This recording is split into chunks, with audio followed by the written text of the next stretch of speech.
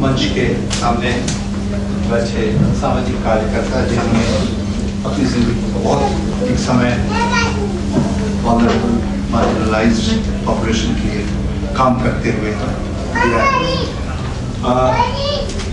आज की संगोष्ठी में आपके सामने खड़े होकर कुछ कहने का जो अवसर मिला है और इस जो संघर्ष है उसके साथ में जुड़ने का जो अवसर है उसको मैं सहर्ष स्वीकार करता हूँ और इसके लिए मैं आभारी हूँ आयोजकों का। I'm a bit lost to decide what language I should speak because I can see many faces here. Hindi. I see many faces here that I know that with their best of abilities and efforts they won't be able to understand. But I know that it is their commitment and concern for the issues that have brought them here.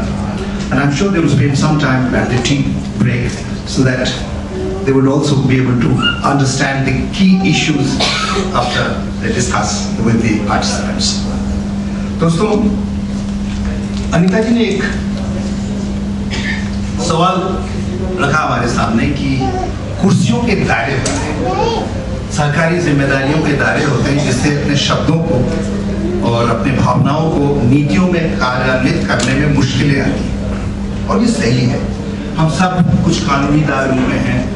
मैं एक समाज शास्त्र का छात्र हूँ और हो सकता है रहना भी चाहिए और सांख्यिकी से डील करता हूँ। राष्ट्रीय सांख्यिकी आयोजन में मैं सदस्य रहा हूँ। तो एक सवाल जो सांख्यिकीय दायरे से निकलते हैं मैं आपके सामने उसी को रखना चाहूँगा। हमारे पास क्या प्रमाण है कि हमारे शहर में जो आम लोगों का अधिकार या विशेष रूप से जो गरीबों का अधिकार जो है वो कमजोर पड़ता जा रहा है? इसका हमारे पास क्या एम्पिरिकल एविडेंस है, क्या? अगर आप आंकड़ों को देखेंगे आप देखेंगे कि शहर और गांव के बीच में प्रति व्यक्ति आय में जो विषमता है वो बढ़ती चली जा रही है। प्रति व्यक्ति जो उपभोग का एक्सपेंडिचर है, कंजम्पशन एक्सपेंडिचर जो नेशनल सैंपल सर्वे से मिलते हैं उसमें भी जो विषमता है वो बढ़ता चला जा रहा है। अगर आप शिक्षा स्वास्थ्य के एक्सेस को देखें आप देखेंगे इसमें विषमता जो है आर्थिक विषमताओं से ज्यादा तेजी से बढ़ी है। वैसे विकास तो हुआ है हर क्षेत्र में लेकिन विषमता जो है वो बढ़ी है। अगर आप आंकड़ों को ठीक से देखें आप देखेंगे गांव में अगर लाइफ एक्सपेक्टेंसी 57 साल है, गांव में रहने वाले ऑन एवरेज 57 साल तक जिंदा रहता है, शहरों में 71 के आसपास है। अगर आपकी पूरी तालीम अगर गांव में है तो आपकी चांसेस कि आपको मॉडर्न जो आईटी सेक्टर में मैनेजमेंट सेक्टर में नौकरी मिलेगी वो 0 के बराबर। क्या ये इसके प्रमाण है कि हमारे देश में गरीबों का शहरों पर अधिकार जो है कम होता जा रहा है? मैं समझता हूँ ये प्रमाण नहीं है क्योंकि शहर और गांव के बीच में जो विषमता है जो हमारे जो विकास की जो मॉडल को हमने स्वीकार किया है जो बाजारी ताकतों पर हमने छोड़ रखा है उसका नतीजा है। उसके लिए हम ये निश्चित रूप से नहीं कह सकते कि शहरों पर आम लोगों का अधिकार कम हुआ है। साउथ अफ्रीका में देखिए even to some extent United States of America में जो विषमता जो है वो काफी है लेकिन साउथ अफ्रीका के कॉन्स्टिट्यूशन में है कि लोगों का अधिकार शहरों पर। क्या द्योतक है जो हमें इस वक्त परेशान कर रही है कि शहरों पर हमारा अधिकार कमजोर होता जाता है? उसका पहला प्रमाण मैं समझता हूं यह है कि अगर गांव से कोई आदमी अपनी इच्छा से शहरों पर ना आ सके उस पर अगर नियंत्रण हो, अगर गांव से शहर में कोई आना चाहता है अगर संगठित क्षेत्र में है तो उसके पास एक प्रमाण पत्र होना चाहिए कि उसका नौकरी है तभी वो शहर में आ सकता है।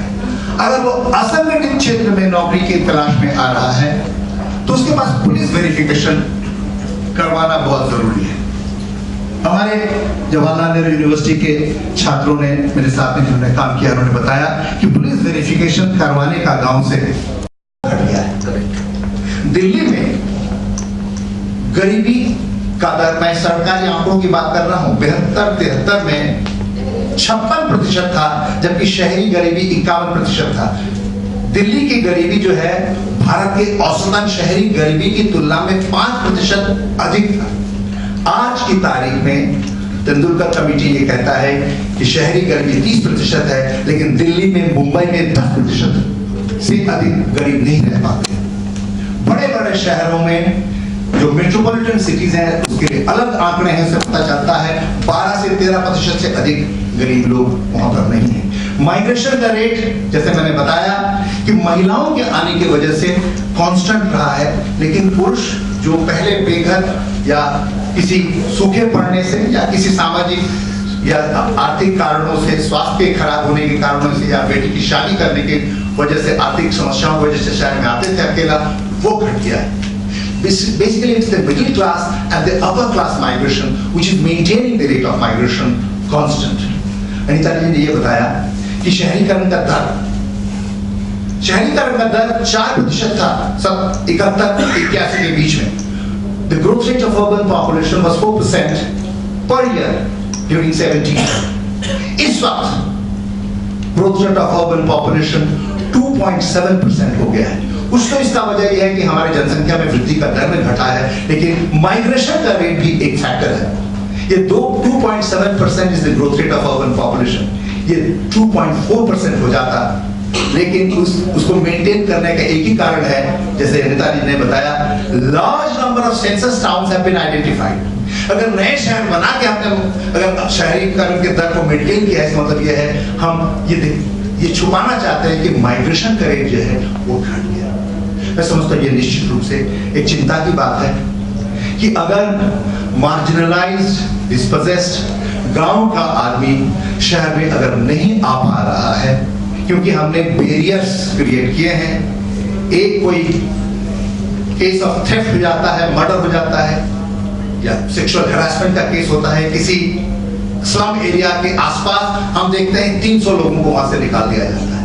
शहर में ये एक्सक्लूजनरी प्रोसेसेस जो है वो स्ट्रेंथन होते चले जा रहे हैं। फॉर्मलाइजेशन की वजह से भी ये प्रक्रिया चल रहा है। अगर हम कहते हैं कि अगर आप देखें कि एयर कंडीशन कारें, एयर कंडीशन बसें वो तो आ गई हैं, लेकिन जो नॉर्मल बसें हैं, नॉर्मल गाड़ियां और ऑटो रिक्शा वो कम हो गए हैं। अगर आपके पास GIS नहीं है तो आप शहरों में, दिल्ली जैसे शहरों में नहीं ऑपरेट कर सकते।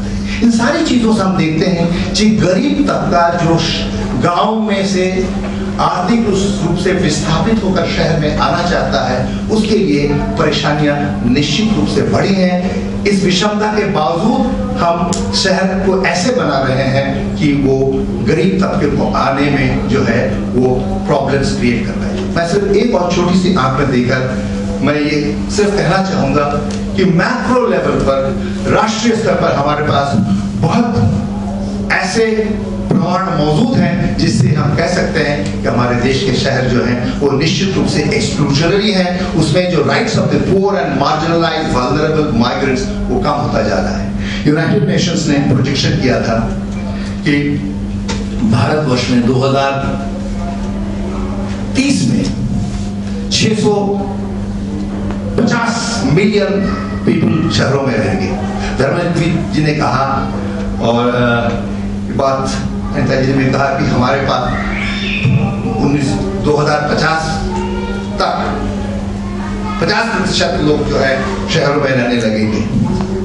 यूएन ने यही प्रोजेक्शन किया था आज से 20 साल पहले, लेकिन आज के तारीख में प्रोजेक्शन यह है कि 650 मिलियन लोग नहीं रहेंगे शहर में। ये 600 मिलियन में नहीं हो पाएगा क्योंकि हमारे शहर गरीब मजदूर तबके को, विस्थापित लोगों को शहर में आने से फॉर्मल और इनफॉर्मल तरीके से रोक, और यही हमारी समस्या है। यूएन ने भारत के शहरी जनसंख्या को रिवाइज डाउन करता रहा है। हर यूनाइटेड नेशन के जो वर्ल्ड अर्बनाइजेशन प्रोस्पेक्ट है उसमें बताया गया है कि इंडिया के अर्बनाइजेशन जो है उतनी तेजी से नहीं हो पा रहा है। सिर्फ इंडिया की बात नहीं है, अगर सारा साउथ एशिया को देखें तो उसमें भी आप एक एक्सक्लूजनरी ट्रेंड है। दुनिया में ये कहा गया था कि दुनिया की आधी आबादी शहरों में रहेगी 2006 में, लेकिन ये 2006 में नहीं हो पाया, ये 2009 में हुआ। बेसिकली उसका वजह यह है कि भारतवर्ष में गांव के लोगों का शहर में आने का दर कम हुआ है। और विशेष रूप से मैं समझता हूं जो लैंडलेस लेबरर्स हैं, अनस्किल्ड वर्कर्स हैं, उनके लिए शहरों में पैर रखना मुश्किल हो गया है, क्योंकि शहर के इंफ्रास्ट्रक्चर एक्सपेंसिव हो गए हैं, legal and institutional structure expensive हो गए हैं। और मुझे लगता है हमें इन समस्याओं को core of the policy making में लाना है। अनीता जी ने कहा कि there are constraints from all sides, लेकिन इस संघर्ष में अगर हम एक साथ जुड़ते हैं तो मुझे लगता है इन constraints को हम तोड़ सकते हैं, इसको रिवाइज कर सकते हैं, और हमें सिर्फ ध्यान सही रखना पड़ेगा और कोशिश एक साथ करनी पड़ेगी।